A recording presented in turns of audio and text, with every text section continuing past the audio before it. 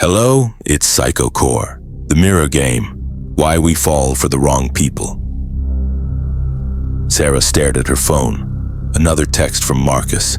Another excuse. Working late again, babe.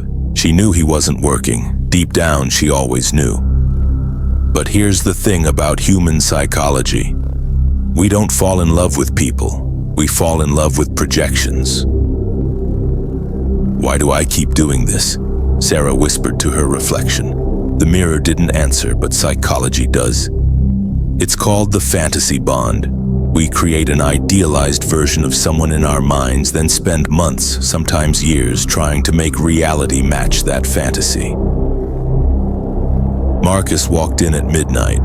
Sorry, the presentation ran over. Which presentation? Sarah asked. A pause, too long. The Johnson account. Sarah's brain performed a fascinating trick. Instead of processing the obvious lie, it began crafting explanations. Maybe he forgot which client. Maybe he's stressed. Maybe. This is your brain on attachment trauma.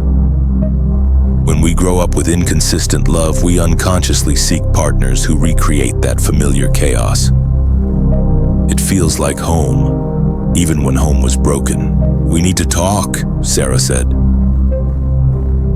Not tonight, I'm exhausted. And there it was, the pattern. Sarah's nervous system, trained by years of emotional unavailability, interpreted his distance as a challenge. Her dopamine system lit up like a slot machine.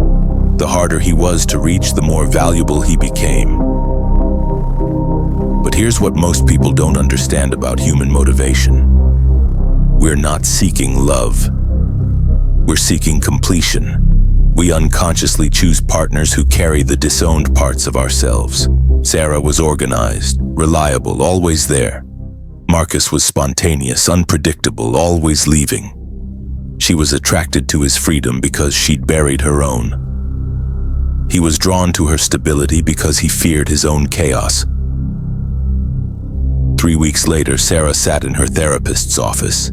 Tell me about your father, Dr. Chen said. What does he have to do with Marcus?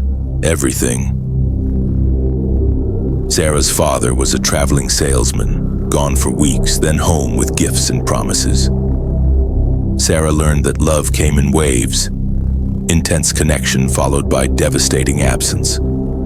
Her nervous system mapped this as normal. So I'm doomed to repeat this forever. Only if you stay unconscious to the pattern. The breakthrough came when Sarah realized something profound. Her attraction to unavailable men wasn't about them. It was about her relationship with herself. Every time she chose someone who couldn't fully show up, she avoided the terrifying possibility of being truly seen. What if someone actually loved me for who I am? She asked. What if you loved yourself first? This is the paradox of human psychology. We can't receive what we haven't given ourselves. Self-love isn't selfish. It's the foundation of healthy relationships. 6 months later, Sarah met David at a coffee shop. He was present, consistent, emotionally available. Everything Marcus wasn't. And Sarah's first instinct? Run. Her brain screamed warnings. This is boring. Where's the excitement? Where's the chase? But Sarah had learned to distinguish between excitement and anxiety, between chemistry and compatibility. Real love doesn't feel like a drug addiction. It feels like coming home to yourself. The most powerful realization in human psychology is this. We don't need someone to complete us. We need someone who inspires us to complete ourselves. Sarah chose differently. She chose growth over familiarity, consciousness over compulsion, love over addiction.